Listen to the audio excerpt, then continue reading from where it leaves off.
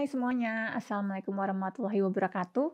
Masih bersama saya Hairunisa di sini dan di video kali ini kita akan melihat bagaimana gelombang datar yang merambat ke arah sembarang yang kasusnya normal terhadap POI menumbuk di elektrik sempurna. Di video ini kita juga akan merumuskan besarnya koefisien refleksi dan juga koefisien transmisi untuk kasus E yang normal terhadap POI.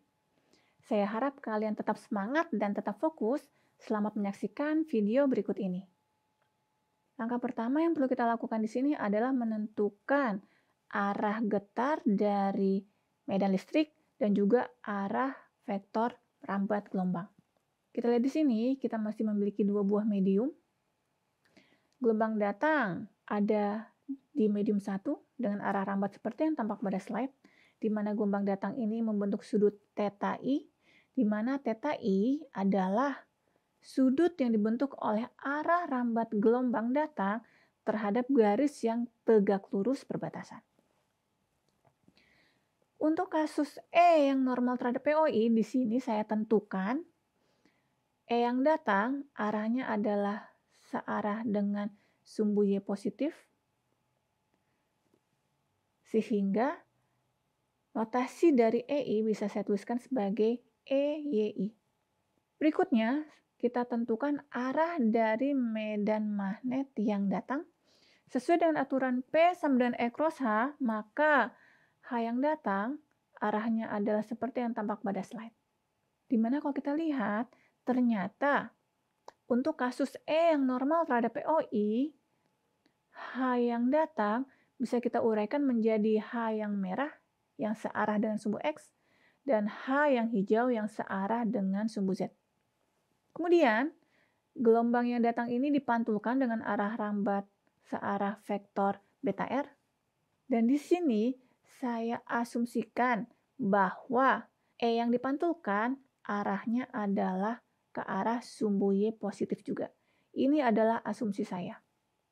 Di mana nanti kita akan mengecek apakah gambar ini sesuai dengan perhitungan yang nanti akan kita dapatkan. Notasi dari ER ini bisa saya gantikan menjadi EYR karena arah getar dari medan listrik yang dipantulkan adalah searah dengan sumbu Y positif. Selanjutnya, kita tentukan medan magnet yang dipantulkan. Arahnya seperti yang tampak pada slide dan medan magnet yang dipantulkan ini dapat diuraikan menjadi medan magnet yang searah dengan sumbu X yang berwarna merah dan medan magnet yang searah dengan sumbu Z, yaitu medan magnet yang berwarna hijau. Sekarang, kita lihat untuk kasus gelombang yang diteruskan yang ada di medium 2. Arah dari medan listrik yang diteruskan, kita asumsikan lagi arahnya adalah ke arah sumbu Y positif, sehingga medan magnet yang diteruskan arahnya seperti yang tampak pada slide, di mana medan magnet yang diteruskan ini juga dapat diuraikan menjadi komponen yang merah maupun komponen yang hijau. Sekarang kita lihat, persamaan untuk medan listrik yang datang berarti adalah EMI dikalikan dengan E pangkat minus J beta I dot R. Untuk medan listrik yang dipantulkan persamaannya seperti ini. Dan juga untuk medan listrik yang diteruskan persamaannya seperti yang tampak pada slide. Di mana nilai dari vektor beta I maupun vektor beta R maupun vektor beta T telah kita dapatkan di video sebelumnya. Sekarang kita akan mencari hubungan antara medan listrik yang datang, medan listrik yang dipantulkan, dan juga medan listrik yang diteruskan untuk kasus E yang normal terhadap POI. Di sini kita menggunakan syarat batas untuk medan listrik, di mana medan listrik yang tangensial terhadap perbatasan bersifat kontinu. Kalau kita lihat di gambar, ternyata EYI, EYR, dan EYT ketiganya tangensial terhadap perbatasan.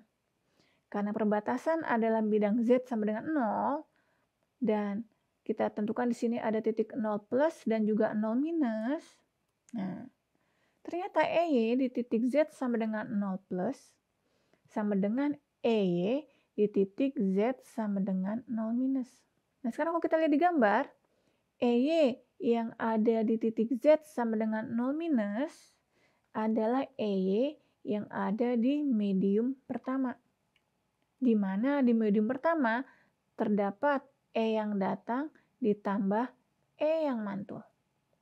Sedangkan EY di titik 0 plus adalah EY yang ada di medium 2, berarti yang ada hanya EY yang diteruskan. Kemudian, kita lakukan substitusi dari nilai-nilai E yang ada di titik 0 plus maupun 0 minus, sehingga akan kita dapatkan persamaan seperti yang tampak pada slide. Dan selanjutnya, kita substitusi nilai vektor beta t dot r, vektor beta i dot r, vektor beta r dot r dengan vektor beta yang telah kita dapatkan di awal slide, sehingga akan kita dapatkan persamaan sebagai berikut. Lalu, kita masukkan nilai Z sama dengan 0 plus dan Z sama dengan 0 minus ke dalam persamaan ini.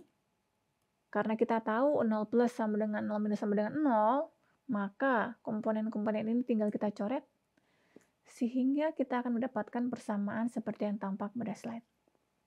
Persamaan ini saya salin lagi, dan mengingat hubungan antara sudut datang, sudut pantul, dan sudut yang diteruskan, maka kita bisa mengganti theta r dengan theta i dan sinus theta t dengan persamaan ini, sehingga akan kita dapatkan persamaan yang tampak pada slide berikut ini.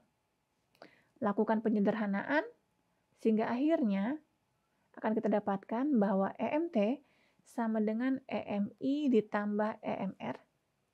Dan ini merupakan persamaan pertama untuk kasus E yang normal terhadap POI. Selanjutnya, untuk mendapatkan persamaan yang kedua, kita menggunakan syarat batas untuk medan magnet. Ini dinyatakan bahwa medan magnet yang tangensial terhadap perbatasan bersifat kontinu jika di perbatasan tidak ada arus. Sekarang kita lihat, sekali lagi di perbatasan kita tetapkan tidak ada arus. Dan kalau kita perhatikan di sini, ternyata komponen medan magnet yang tangensial terhadap perbatasan adalah medan magnet yang berwarna merah atau komponen medan magnet yang searah dengan sumbu X. Karena perbatasan adalah Z sama dengan 0, maka H yang tangensial di titik 0 plus sama dengan H yang tangensial di titik 0 minus. Di titik 0 minus, di medium 1, terdapat H merah yang datang ditambah H merah yang mantul. Nah, kalau kita perhatikan di sini, untuk medan magnet yang datang, yang berwarna merah ada tanda negatif. Kenapa negatif? Karena kalau kita perhatikan di sini, arah dari medan magnet yang datang yang berwarna merah ini adalah ke arah sumbu X negatif. Nah, sekarang bagaimana dengan H yang tangensial di titik Z sama dengan 0 plus? Di titik Z sama dengan 0 plus, hanya ada H yang merah ini, dan dia juga arahnya adalah negatif karena ke arah sumbu X negatif. Oke, sekarang persamaannya saya salin lagi.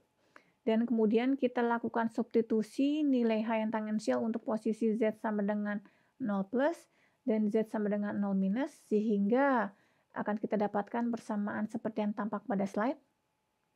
Lalu kita lakukan substitusi nilai vektor beta dot R untuk sisi kiri maupun sisi kanan, sehingga kita dapatkan persamaan berikut. Dan kemudian dengan melakukan penggantian nilai Z dengan harga 0 plus maupun 0 minus, maka komponen yang ada unsur Z-nya bisa kita hilangkan, sehingga akan saya dapatkan persamaan seperti yang tampak pada slide. Kemudian persamaan ini saya salin lagi, dan dengan menggunakan hubungan antara sudut datang, sudut yang dipantulkan, dan sudut yang diteruskan, maka kita akan mendapatkan persamaan seperti yang tampak pada slide. Di sini kalau kita lihat, theta R sama dengan theta I, dan sinus theta T kita gantikan dengan beta 1 dikalikan sinus theta I dibagi beta 2. Dengan melakukan penyederhanaan, bagian E pangkat bisa saling dihilangkan, sehingga di sini yang saya dapatkan adalah HMT cos theta T sama dengan HMI cos theta I dikurang HMR cos theta R. Dengan mengingat bahwa HMT sama dengan EMT dibagi eta 2, HMI sama dengan EMI dibagi eta 1, dan juga HMR sama dengan EMR dibagi eta 1, maka akan kita dapatkan persamaan sebagai berikut, di mana ini merupakan persamaan yang kedua. Dari penjelasan tadi, kita sudah mendapatkan dua buah persamaan. Dengan melakukan substitusi maupun modifikasi maupun penyederhanaan dari dua buah persamaan ini, kita bisa merumuskan adanya koefisien refleksi untuk kasus E yang normal terhadap POI, di mana koefisien refleksi di sini adalah EMR dibagi dengan EMI yang besarnya seperti yang tampak pada slide. Ada juga koefisien transmisi untuk kasus E yang normal terhadap POI, yang besarnya adalah EMT dibagi EMI sama dengan 2 eta 2 dikalikan cos theta I dibagi eta 2 cos theta I tambah eta 1 cos theta T. Nah, tadi telah kita saksikan cara merumuskan koefisien refleksi maupun koefisien transmisi untuk kasus E yang normal terhadap POI. Nah, di video selanjutnya kita akan masuk ke soal latihan, di mana di sini kita akan melihat bagaimana kita menghitung gelombang yang dipantulkan maupun gelombang yang diteruskan jika medium yang kedua merupakan dielektrik sempurna. Di sini kita akan melihat bagaimana kita menggunakan nilai-nilai koefisien transmisi dan juga nilai koefisien refleksi yang telah kita dapatkan dari video sebelumnya. Oke, semoga kalian penasaran dan silakan saksikan video berikutnya. Saya tunggu like and subscribe-nya.